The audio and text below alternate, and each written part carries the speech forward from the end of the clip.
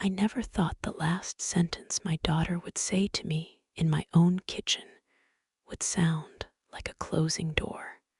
I didn't lose my home when my husband died. I lost it when my daughter decided I no longer belonged there. She didn't yell. She didn't argue. She just spoke carefully, the way people do when they've already made up their minds. I was 72 years old, standing in the kitchen I'd spent decades caring for, when I realized something terrifying. It was a Tuesday morning, quiet in that soft way only early hours can be, when the world hasn't quite decided what kind of day it's going to be. I was standing at the sink, hands in warm, soapy water, staring out at the maple tree my late husband planted the year our first grandchild was born. Its leaves were turning, just beginning to let go. I remember thinking how fitting that felt. "Mom," my daughter said from behind me, her voice tight and rehearsed, "we need to talk about what you're going to do next." I dried my hands slowly. At 72, you learn that rushing doesn't help much of anything. I turned around and looked at Claire, my only child, the baby I once stayed up nights, rocking through fevers and bad dreams. She was standing there with her purse still on her shoulder, like she couldn't wait to leave. "What do you mean, honey?" I asked.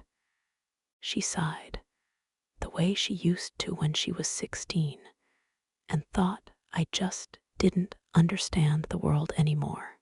"Dad's gone. The house is too much for you." And honestly, she hesitated, then said it anyway.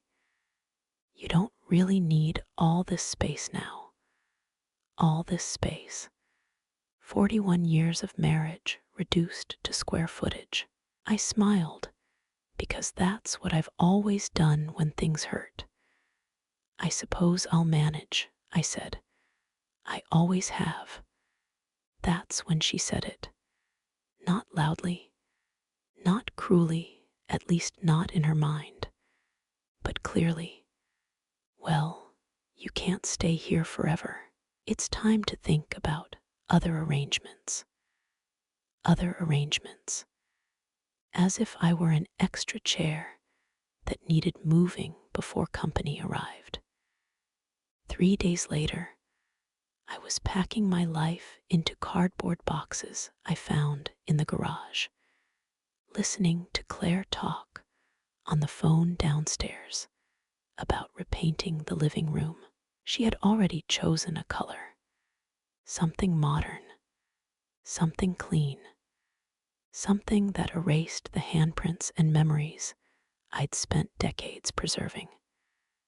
My name is Alina Brooks, and for most of my life, I believed that if you loved your family enough, if you sacrificed quietly and asked for little, kindness would come back to you when you needed it most. I was wrong. As I folded my sweaters, each one carrying a memory of a Christmas, a church Sunday, a long winter, I kept thinking about my husband, Thomas, about the way he used to say, "Ellie, you give too much." I'd laugh and tell him that's what mothers do. When Claire drove me to the small furnished apartment she'd found online, she talked the whole way about logistics, about convenience, about how this was for the best. She didn't ask how I felt. That first night, alone in a place that smelled like someone else's detergent and old paint, I sat on the edge of the bed and finally let myself cry, not because I'd lost my home, but because I'd realized something far more painful. The The woman I had been my whole life, the patient wife, the forgiving mother, had quietly disappeared somewhere along the way.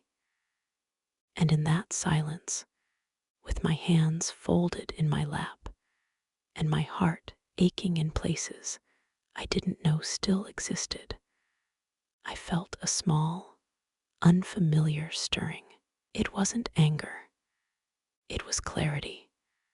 Because, as it turns out, when you are finally stripped of everything you thought defined you, you're left with the one thing no one ever expects an old woman to reclaim: her voice. And that was only the beginning. The strangest thing about being pushed out of your own life is how quiet it gets afterward.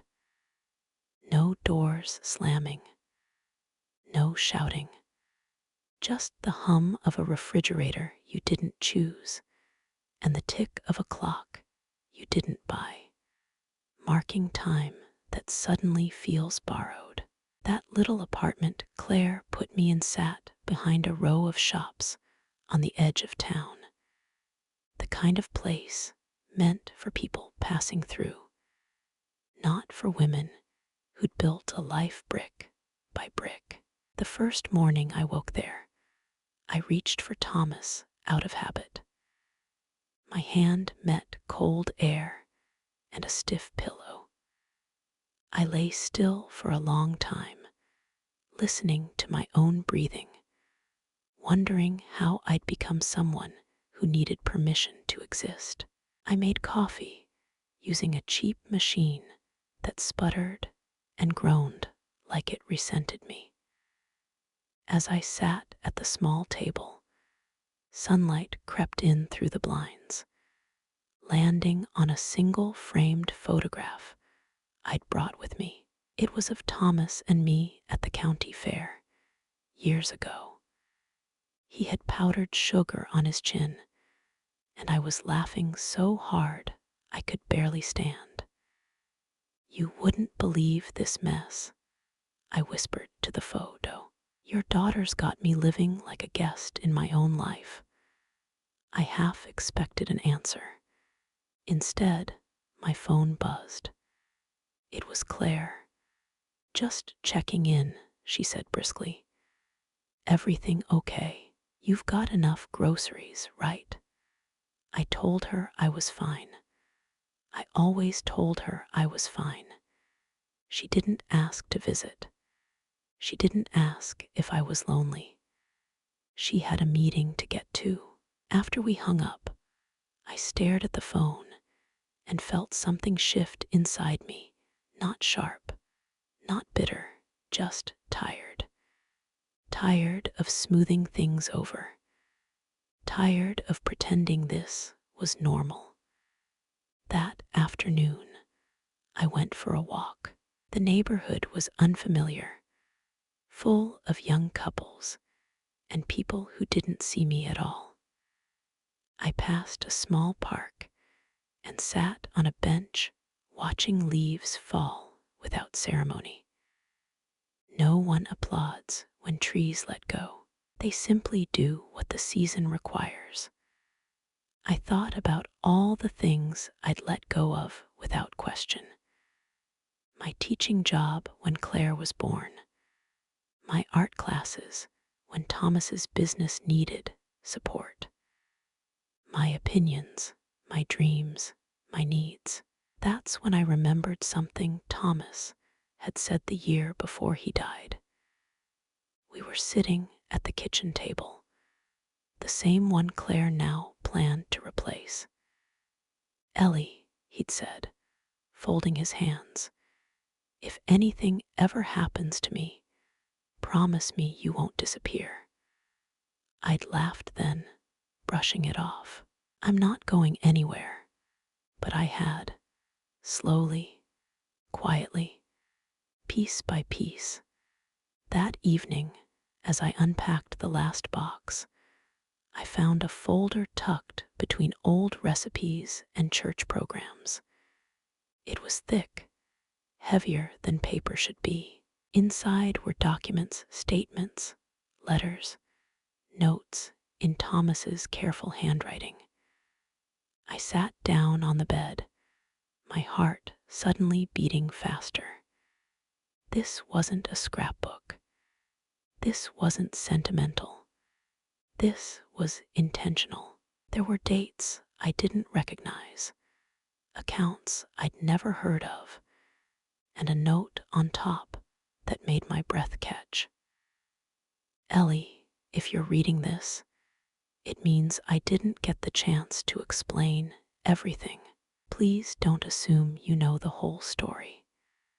For the first time since Claire told me I needed other arrangements, I felt something other than grief or shame. I felt curiosity, and beneath it, a quiet sense that my husband, gentle, observant Thomas, had known something I was only just beginning to understand. I turned the page, unaware that this small, silent moment in a borrowed apartment was about to change the way I saw my marriage, my daughter, and myself. Because sometimes the truth doesn't arrive with thunder. Sometimes it waits patiently in a folder until you're finally ready to open it. I didn't open the folder right away. That might sound strange, but when you've lived as long as I have, you learn that some truths don't disappear if you give them a night to breathe. I made myself a simple dinner, toast and soup, and sat at the little table, the folder resting nearby like it was watching me. Sleep didn't come easily. I kept thinking about Thomas's note. Please don't assume you know the whole story. After 41 years of marriage, I thought I knew all his stories. Turns out, love can be deep and still leave room for surprise. The next morning, I brewed coffee again, still bad, but warmer this time, and finally opened the folder. Inside were copies of legal papers, letters from a law firm downtown, and handwritten notes Thomas had clearly meant for me. He dated everything carefully, the way he always did. The words weren't dramatic or secretive. They were practical, thoughtful, protective. One page stopped me cold. It was a letter addressed to me, written in his steady hand. Ellie, if Claire is the one helping you right now, I need you to be careful. Grief can make people impatient, and impatience can make people careless with love. My chest tightened. I'd never heard Thomas speak that way about our daughter, not out loud. He adored her, but he also noticed things I'd brushed aside as stress or ambition. I kept reading. There were instructions about accounts in my name, not joint, not conditional, mine. There were notes about the house, our house, and a clear explanation of his wishes. He hadn't assumed I'd be helpless without him. He'd planned for me to stand on my own. I laughed softly then, not out of joy, but recognition. My husband had seen me more clearly than I'd ever seen myself. My phone rang mid-morning. Claire again. Hey, Mom, I forgot to mention, can you forward me any paperwork Dad left behind? Just so I can keep things organized. Organized. That word again. I looked at the folder on my lap, at Thomas's handwriting, at the quiet foresight of a man who'd loved me enough to prepare for my survival, not just my comfort. I'll take care of it, I said. There was a pause. "You're sure? It's a lot to manage." "I'm sure," I replied, surprised by how steady my voice sounded. After we hung up, I realized something important. Claire wasn't asking because she wanted to help me. She was asking because she assumed I wouldn't help myself. That afternoon, I took the bus downtown. I hadn't ridden one in years. I sat near the window, watching the city move around me, feeling oddly alive. The law firm's name was familiar. Thomas and I had walked past it dozens of times. Inside, the air smelled like paper and polish. The receptionist looked up and smiled politely. "How can I help you?" "My name is Alina Brooks," I said. "I believe my husband left instructions for me here." She didn't hesitate. "Of course, Mrs. Brooks. We've been expecting you." Those words, "we've been expecting you," settled into me like a promise. The attorney, a kind woman with silver hair and calm eyes, shook my hand warmly. "Your husband was very thorough," she said, "and very clear about one thing." "What's that?" I asked. "That you were never meant to be dependent on anyone after he was gone." I sat back in the chair, my throat tight. Outside, the world kept turning. Cars passed. People hurried. But inside that quiet office, something fundamental shifted. For the first time in decades, I wasn't being managed, redirected, or spoken for. I was being addressed. And as the attorney opened a file thicker than the one in my apartment, I had the unmistakable feeling that my life hadn't ended when I packed those boxes. It had simply been waiting for me to catch up. I walked out of that office with lighter steps and heavier thoughts. The sky was overcast, the kind of gray that makes the city feel honest, stripped of its shine. I sat on a bench outside the building for a moment, holding my purse close, letting everything I'd just heard settle into my bones. Thomas hadn't left me confused. He'd left me prepared. The attorney, Miss Keller, had explained everything slowly, kindly, as if she understood that I wasn't just absorbing information, but re-meeting myself. The house wasn't in transition, as Claire liked to say. It was still legally mine, entirely. And there were savings, investments, small accounts Thomas had built over years, always with one quiet intention, that I would never have to ask permission to live. "Your daughter was notified of none of this," Miss Keller had said gently, "by your husband's request." I'd nodded, not trusting my voice, not because I felt betrayed by Thomas, but because I finally understood him. He had seen what I hadn't wanted to see, that love doesn't always protect. And sometimes family assumes the softest person in the room will bend first.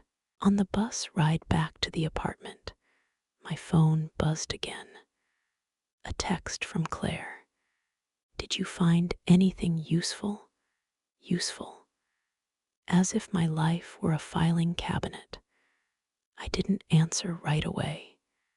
Instead, I watched the city slide by. A woman about my age boarded the bus with grocery bags, her arms straining. Without thinking, I stood and helped her. She smiled, thanked me, and said, You're very kind.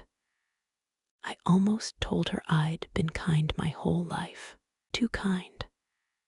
That night, I sat at the small table with the folder spread open, Thomas's notes forming a quiet conversation across time.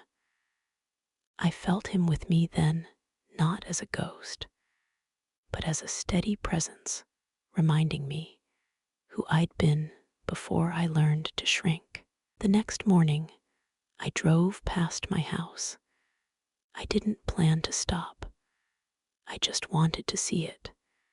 But there was Claire's car in the driveway, and another one. Contractors, by the look of it, men carrying tools through the front door like they belonged there. Something in me went still.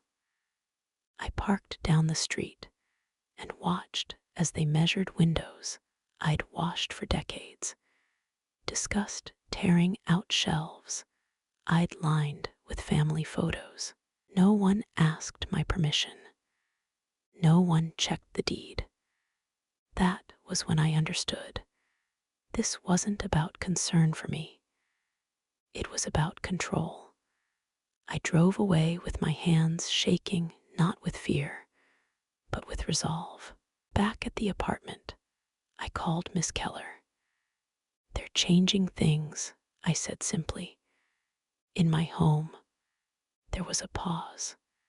Then, calm and firm, then it's time we reminded them whose home it is. An hour later, I was sitting across from her again, signing papers with a hand that didn't tremble this time. Notices would be sent. Access would be restricted. The law, it turned out, speaks clearly when someone finally asks it to. That evening, Claire called. Her voice was sharp, confused. Mom, what's going on? The contractor says we can't proceed. Something about ownership. I took a deep breath. That's right. You told me you didn't want the house, she snapped.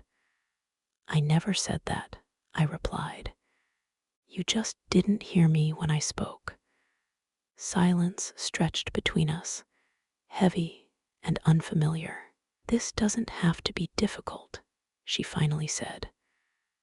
I looked around the little apartment, the borrowed couch, the thin walls, and felt something rise in me. Not anger, authority. It already was, I said softly. You just didn't feel it. When the call ended, I sat very still, because now Claire knew. And once people realize you're no longer willing to disappear, they don't always respond with grace. Sometimes they respond with desperation, and I was only just beginning to see how far she was willing to go. I slept better that night than I had in weeks, and that surprised me. You'd think standing up to your own child would leave you shaken, but instead, it settled me. Like putting a heavy bag down after carrying it for years, and not realizing how tired your arms had become. The calm didn't last long. The next morning, my phone rang before I'd finished my coffee. Claire's name lit up the screen again. I let it ring once, twice, then answered. You embarrassed me, she said without greeting. The contractors think I don't know what I'm doing. I closed my eyes. There it was. Not you hurt me. Not I'm sorry. Just inconvenience. I didn't embarrass you, I replied. I corrected a mistake. You're being stubborn, she shot back. This isn't like you. I smiled faintly. No, it isn't. That seemed to unsettle her more than anger would have. By noon, Miss Keller called with an update. Claire had requested copies of documents she had no legal right to. She'd also tried to access an account Thomas had specifically placed under my sole authority. She seems determined, Miss Keller said carefully. So am I answered. That afternoon, I went back to the house, this time on purpose. I parked in the driveway I'd swept 1,000 times and walked up the steps slowly, deliberately. Claire opened the door before I could knock. Her smile was thin, brittle. "Oh," she said, "I didn't know you were coming." "I did," I replied, stepping inside. The house smelled different already. Paint samples on the counter. My curtains gone. The framed wedding photo missing from the hallway. I felt a sting in my chest, but I kept my voice steady. "We need to talk." She folded her arms. "About what? You already made things complicated." "I didn't," I said. "You did when you decided for me." Her eyes flashed. "You weren't coping. I was helping." "Helping doesn't involve moving me out without a conversation," I said, "or making plans that erase me." For a moment, she looked like a child again, cornered, defensive. Then her face hardened. "Dad wouldn't want this," she said quietly. "He trusted me." I looked her in the eye. "Your father trusted me too. Enough to make sure I'd be protected from exactly this." That landed. I could see it. She hadn't expected that. She scoffed. "So what, you're going to sue me now?" I shook my head. "No, I'm going to live here again." The room went silent. "You can't just—" "I can," I said. "And I will. You're welcome to visit. But this is my home." She stared at me like she was seeing a stranger. Maybe she was. Later that evening, after I'd returned to the apartment, Miss Keller called again. Her voice was measured. "There's something else you should know," she said. "Your husband included a personal letter in his estate file. It's not legal language. It's guidance." I closed my eyes. "For me, for you," she confirmed. "And it might explain why he anticipated resistance." She read a line aloud, and my breath caught. "Ellie's strength doesn't always roar. Sometimes it simply refuses to move when pushed." I sat there, phone pressed to my ear, tears slipping down my face. That night, I packed again, but differently. Not in defeat, in preparation, because I wasn't going back as a guest. I was going back as myself. And something told me Claire wasn't done pushing, not because she needed the house, but because she couldn't stand the idea that I no longer needed her approval. The hardest battles, I was learning, aren't fought in courtrooms or kitchens. They're fought in the quiet space where a mother finally stops apologizing for taking up room. Moving back into your own house after being told you no longer belong there is a peculiar kind of courage. I didn't announce it. I didn't argue. I simply arrived on a Saturday morning with my suitcase, my handbag, and a quiet certainty that had taken 72 years to grow. Miss Keller had already arranged everything. The locks were changed not to keep my daughter out, but to remind us both where the boundaries now stood. The house was half familiar, half strange. Walls patched, furniture shifted, my favorite armchair pushed into a corner like an afterthought. I stood in the doorway for a long moment, breathing it in.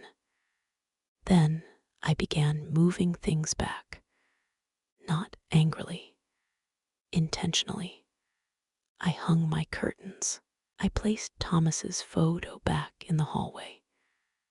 I returned the armchair to its sunny spot near the window. With every small correction, the house exhaled. And so did I. Claire arrived that afternoon. She let herself in with a key that no longer worked. I heard the rattle at the door, the pause, the sharp knock that followed. When I opened it, she looked startled. "You changed the locks?" "Yes," I said gently. "I needed to." Her mouth opened, then closed. "You're serious about this?" "I've never been more serious about anything," I replied. She stepped inside, scanning the room like she was inventorying a loss. "You're making a mistake," she said. "You don't understand what it takes to manage everything Dad left." I met her gaze. "I understand more than you think."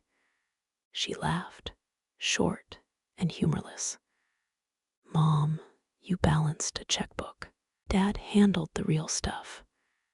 That one hurt, but not in the way it used to. It clarified. Your father taught me more than you ever noticed," I said, "and he trusted me to learn the rest."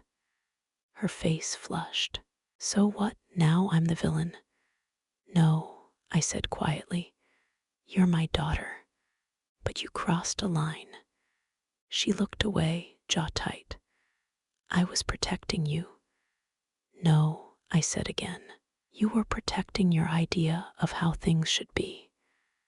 She didn't answer that. Instead, she picked up her purse. "This isn't over." "No," I agreed. "It isn't." That night, as I lay in my own bed for the first time in weeks, sleep came slowly, not from fear, but from anticipation. Something was coming. I could feel it in the way Claire had looked at me, like a chessboard she thought she knew had shifted without warning. 2 days later, the letter arrived. Not from Claire, from a financial institution I didn't recognize. Inside was a notice, polite, official, asking me to confirm recent activity tied to accounts I did, in fact, own. Activity I had not authorized. My hands went cold. I called the number immediately. After several transfers, a young man came on the line. "Mrs. Brooks," he said, "we flagged the request because it conflicted with prior instructions on your file." "What request?" I asked. "To consolidate assets under a third-party manager." A pause. "Listed as your daughter." I thanked him, hung up, and sat very still. So this was it. Not conversation, not concern, strategy. I thought of Thomas's words again. Sometimes strength simply refuses to move. I picked up the phone and called Miss Keller. "She's trying to move money," I said calmly. Miss Keller exhaled slowly. "I was afraid of that." "What do we do?" "We stop it," she said, "and then we decide whether this stays a family matter or becomes something else entirely." I looked around my bedroom, the familiar walls, the life I'd reclaimed, and felt no fear, only resolve. Because when someone shows you they're willing to take from you quietly, the most loving thing you can do for yourself and for them is to stop pretending it's accidental. And this time, I wasn't going to look away. There's a moment when you've lived long enough, when disappointment gives way to understanding, not forgiveness, not acceptance, just clarity. I sat at the kitchen table, the real one this time, solid oak beneath my hands, and waited for Miss Keller to arrive. Outside, the afternoon light slanted through the windows, catching dust motes in the air. It was the same light Thomas used to love, the kind that made everything look softer than it really was. She tried to consolidate 3 accounts, Miss Keller said once she was seated, her folder already open. If the bank hadn't flagged it, the transfer would have gone through within days. I nodded slowly. She's always been efficient. Miss Keller looked at me carefully. Mrs. Brooks, I need to ask you something. Do you believe your daughter understands what she's doing is wrong? I didn't answer right away. Instead, I thought of Claire at 10 years old, sneaking cookies and insisting she was helping herself to what was already hers. I thought of her at 30, making decisions for me without asking. I thought of her voice, so certain, so dismissive. Yes, I said finally. I think she understands. She just believes her intentions excuse it. Miss Keller closed the folder. Then we need to protect you properly. That word protect used to make me bristle. I'd spent decades being protected right out of my own agency. But this was different. This was about boundaries, not control. Later that evening, Claire showed up unannounced. I knew it was her before I opened the door. There's a particular rhythm to a knock when someone believes they're still entitled to entry. Mom, she said quickly, stepping inside. We need to talk. The bank called me. I know, I replied. Her eyes narrowed. Did you tell them to block the transfer? Yes. She exhaled sharply. You're overreacting. I was streamlining things. You were moving money without my consent, I said.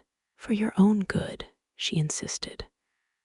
I looked at her then, not as my child, not as the little girl I once tucked into bed, but as a grown woman making choices. Claire, I said quietly, if anyone else had done that, what would you call it? She opened her mouth, then stopped. Her silence answered for her.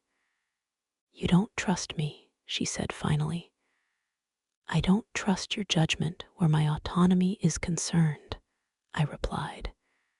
There's a difference. Her voice broke, just slightly. I'm trying to hold this family together. I softened then, but I didn't bend. You can't hold something together by squeezing it. She stood there for a long moment, arms crossed, tears threatening, but unshed. Then she straightened, pride slipping back into place. You're making this a legal issue, she said. No, I corrected. You are. After she left, the house felt heavy, but not lonely. Heavy with truth. That night, I pulled out an old photo album.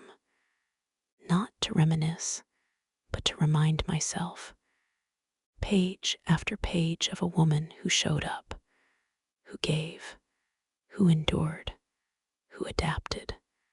I wasn't fragile. I was simply done being convenient. The next morning, Miss Keller called with a calm but serious tone. Eleanor, she said, we need to document everything from this point forward. Calls, requests, attempts. This may escalate. I looked out the window at the maple tree, leaves nearly gone now. Let it, I said, because when someone keeps trying to take what isn't theirs, the lesson they need isn't patience, it's consequence. And I was finally ready to let that lesson unfold. The first time you allow consequences to land, it feels unnatural, like stepping back when every instinct tells you to rush forward and soften the fall. For days, I did nothing. No calls, no explanations, no apologies disguised as peacekeeping. I lived in my house. I watered the plants. I slept deeply. I let the silence do its work. Claire didn't. She left voicemails measured at first, then sharp, then trembling. She sent texts that swung between concern and accusation. You're pushing me away. This isn't what Dad would have wanted. Why are you doing this to us? I read them all. I answered none. Miss Keller filed formal notices with the banks and added an extra layer of protection to my accounts. Everything now required my direct approval, my voice, my signature. It felt oddly ceremonial, like reclaiming my name after years of answering to Mrs. Brooks, as if I were an extension of someone else. One afternoon, as I was sorting through Thomas's old desk, I found another envelope, smaller, unmarked. Inside was a note I'd never seen. Ellie, if the time comes when you must choose between being loved and being respected, I hope you choose respect. Real love will follow or reveal itself as something else. I sat there a long time, the paper warm in my hands, grief and gratitude tangled together. The next escalation came quietly. A mutual friend from church called, her voice hesitant. Claire said you're confused about the finances, she said gently. She's worried about you. There it was, the story. I thanked her for her concern and hung up. Then I called Miss Keller. She's questioning my capacity now, I said. Miss Keller didn't sound surprised. That's often the next step. What does that mean? It means she's running out of leverage. A week later, I received an official letter requesting a voluntary evaluation, thinly veiled concern wrapped in formal language. Claire had initiated it. I read the letter twice, then folded it neatly. That night, I didn't cry. I slept. The evaluation, when it came, was thorough. The doctor was kind. He asked about dates, decisions, finances, memories. I answered calmly, clearly, without defensiveness. When it was over, he smiled. Mrs. Brooks, he said, you're one of the most lucid people I've met this month. I thanked him. The report arrived 3 days later. Clean, unequivocal, sent directly to Miss Keller and to Claire. She came by that evening, pale and shaken. I was just trying to be careful, she said, eyes darting, voice low. I looked at her across the room, the space between us no longer filled with obligation. I know, I said, but care that strips dignity isn't care. She sank into a chair, suddenly smaller. I didn't think you'd let it go this far. I didn't either, I replied. But you kept walking. She looked up at me then, something breaking open. I'm scared. So was I said. Every time I chose peace over truth, we sat there in silence. This time, I didn't rush to fill it, because silence, I was learning, isn't abandonment. Sometimes, it's the first honest conversation a family has ever had. And honesty, once invited in, rarely leaves quietly. After the silence broke, nothing rushed in to replace it. That was the part I hadn't expected. Claire didn't apologize that night. Not fully. She cried, yes. She spoke about fear, about pressure, about how heavy responsibility felt when she believed she was the only one strong enough to carry it. I listened not as a judge, not as a savior, but as a woman who finally understood that love does not require self-erasure. When she left, she didn't hug me, and for the first time, I didn't reach for her. Days passed, then weeks. The calls stopped. The messages grew infrequent. When they did come, they were careful, almost formal. Something had shifted between us, and we both knew it. The old arrangement, the one where I absorbed discomfort so she wouldn't have to, was gone. In its place was distance, not coldness, space. I spent that time rediscovering parts of myself I'd set down long ago. I repainted the small room off the kitchen and turned it into a sunlit corner with a desk and shelves for my books. I joined a local art group, my hands awkward at first, then confident again as muscle memory returned. I cooked meals I liked, not meals chosen to avoid complaint. One afternoon, a woman from the group asked me how long I'd been painting. I stopped for 35 years, I said, smiling. Then I remembered I liked it. She laughed, then paused. That happens to a lot of us. It does. Claire came by one Sunday afternoon, unannounced, but hesitant this time. She stood on the porch like a guest, not an owner. I brought you soup, she said, holding out the container like a peace offering. I took it. Thank you. We sat at the kitchen table. The conversation was polite, cautious, like two people learning a new language. I've been thinking, she said finally, about everything. I waited. I don't know how to fix this, she admitted. I looked at her, really looked. She was tired, older somehow. The certainty she once carried so easily had cracks now. You don't fix it all at once, I said. You start by respecting the truth. Mine and yours. She nodded slowly. I'm not used to not being in charge. I smiled gently. Neither was I.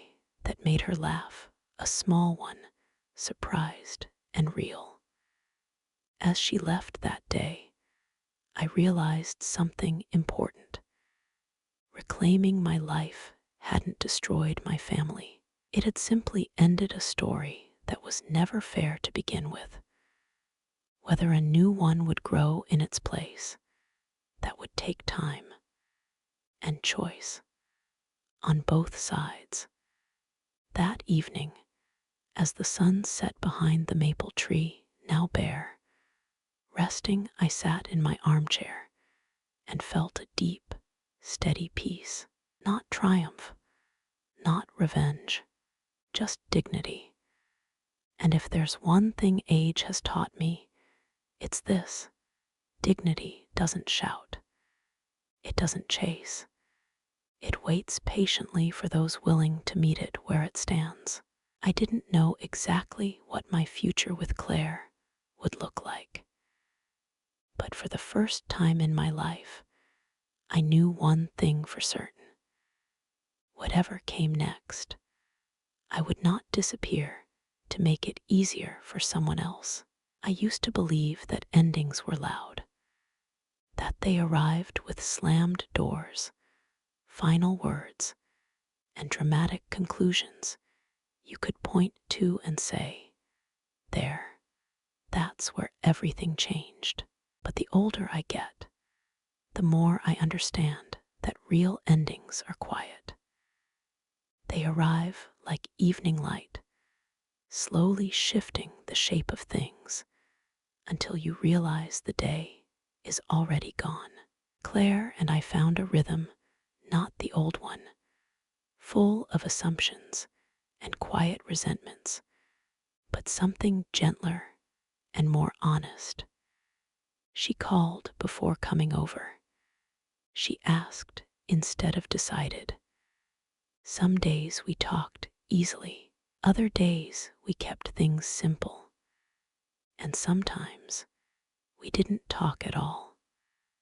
I stopped measuring our relationship by how close it looked and started measuring it by how truthful it felt. One afternoon, months later, we sat together on the back porch. The maple tree was beginning to bud again. New leaves, tender and uncertain, reaching into the light. I didn't know how small I was making you, Claire said suddenly. Her voice wasn't defensive this time, just tired. I told myself I was helping. I watched the branches sway. Most people do, I said. Very few stop to ask who they're helping themselves become. She nodded, absorbing that. I don't expect you to trust me the way you used to. I don't, I said gently. But I do trust you to keep learning. That matters more. She swallowed, eyes shining. You're different, I smiled. So are you. After she left, I went inside and stood in the hallway for a moment, looking at the photograph of Thomas and me at the fair. I touched the frame lightly. You were right, I whispered. I didn't disappear. Life settled into something I hadn't known to ask for: calm without submission, connection without obligation. I volunteered twice a week at a community center, helping other women navigate paperwork, housing questions, the quiet fear of being overlooked. They reminded me of myself, or rather, of who I used to be. Sometimes they'd say, I don't want to cause trouble, and I'd tell them, taking up space isn't trouble, it's survival. Now, as I sit here telling you this story, my hands folded in my lap, I want you to hear me clearly, especially if you're someone who has spent a lifetime being the reasonable one, the accommodating one, the one who keeps the peace at personal cost. You are not invisible because you are old. You are not replaceable because you are gentle. And you are not selfish for wanting dignity in your final chapters. I didn't lose my family when I stood up for myself. I found myself, and in doing so, I taught my daughter something no lecture ever could: that love without respect is not love at all. So, if you're sitting somewhere tonight, wondering if it's too late to reclaim your voice, let me leave you with this. The season may be changing, but if you're still here, so is your story. and it's never too late to step back into it. People ask me sometimes if I'm angry now. It's usually said in a whisper, as if anger at my age would be unseemly, like wearing red lipstick after 70. I always pause before answering, because the truth deserves care. No, I'm not angry. Anger is loud and heavy, and I carried enough of other people's weight for one lifetime. What I feel now is something quieter, something steadier. Peace. Not the kind of peace that comes from keeping everyone else comfortable, but the kind that grows when you finally stop abandoning yourself. My days are simple now, and I cherish that. I wake early, make coffee in my favorite mug, and sit by the window while the morning decides what it wants to be. Some days Claire calls, some days she doesn't. When she does, her voice is different, less certain, more careful. And I don't mistake that for weakness anymore. It's growth, awkward, uncomfortable growth. We are not what we used to be, and that's all right. I've learned that reconciliation doesn't always mean restoration. Sometimes it just means honesty without punishment, distance without cruelty, love without control. I tend my small garden.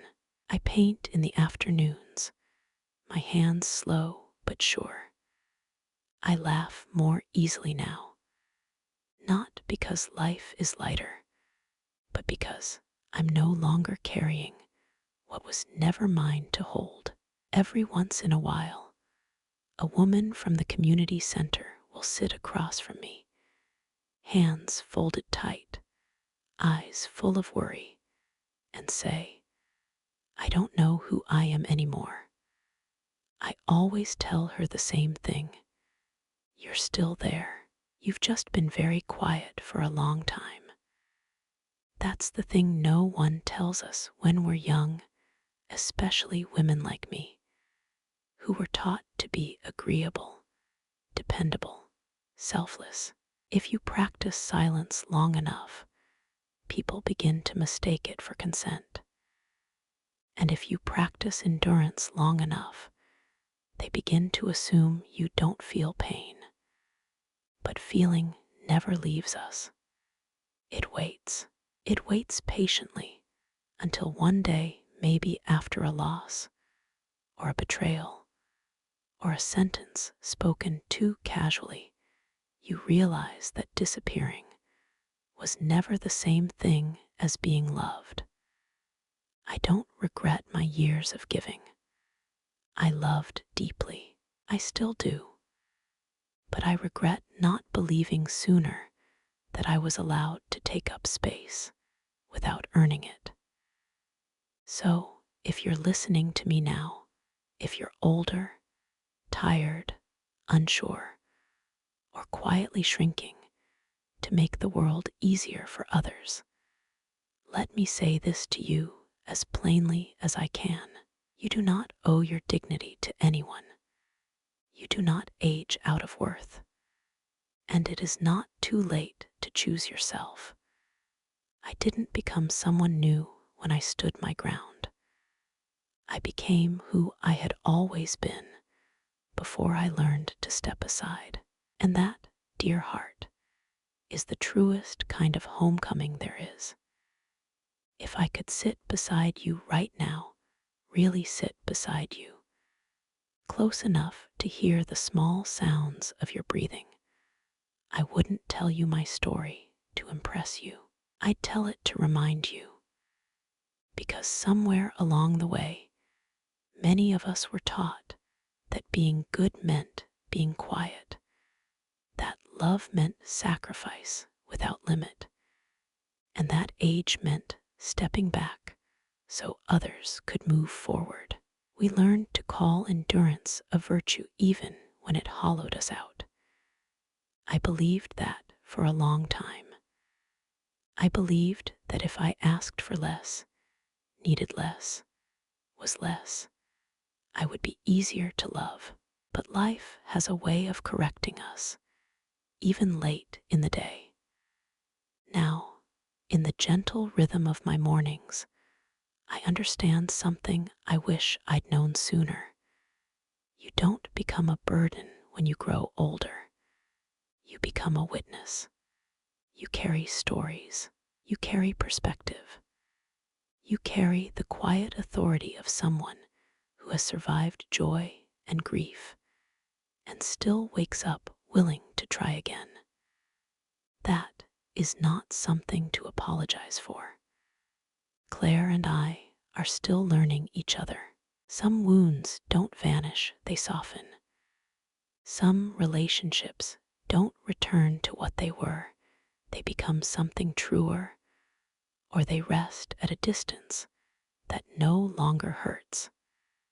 I've made peace with that. Peace, I've learned, doesn't come from winning. It comes from no longer begging to belong. When I sit in my armchair now, the one by the window, the light falls just right in the afternoons. I think of Thomas sometimes, of his quiet faith in me, of the way he believed I'd find my footing even if he wasn't there to steady me. He was right, but more importantly, I was ready. So, if there's one thing I hope you carry with you after hearing my voice linger a little while longer, let it be this. You are allowed to take up space in your own life. You are allowed to say no without explaining your pain. And you are allowed to begin again, softly, bravely, at any age. The fire doesn't burn as high as it once did, but it burns truer now.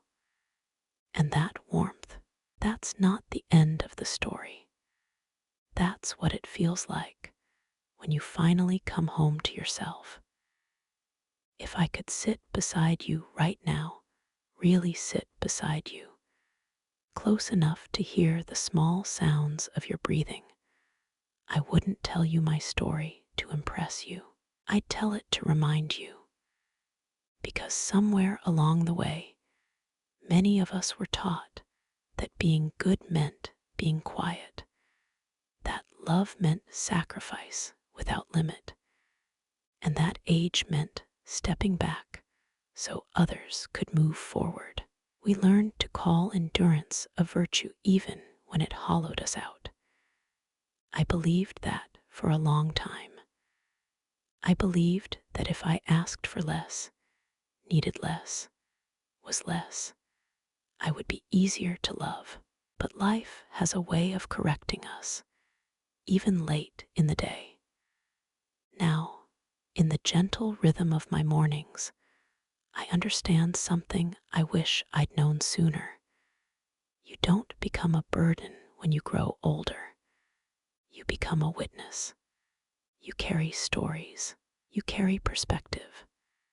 You carry the quiet authority of someone who has survived joy and grief and still wakes up willing to try again. That is not something to apologize for. Claire and I are still learning each other. Some wounds don't vanish, they soften. Some relationships don't return to what they were, they become something truer, or they rest at a distance that no longer hurts. I've made peace with that. Peace, I've learned, doesn't come from winning. It comes from no longer begging to belong. When I sit in my armchair now, the one by the window, the light falls just right in the afternoons. I think of Thomas sometimes, of his quiet faith in me, of the way he believed I'd find my footing even if he wasn't there to steady me. He was right, but more importantly, I was ready. So, If there's one thing I hope you carry with you after hearing my voice linger a little while longer, let it be this: you are allowed to take up space in your own life. You are allowed to say no without explaining your pain. And you are allowed to begin again, softly, bravely, at any age.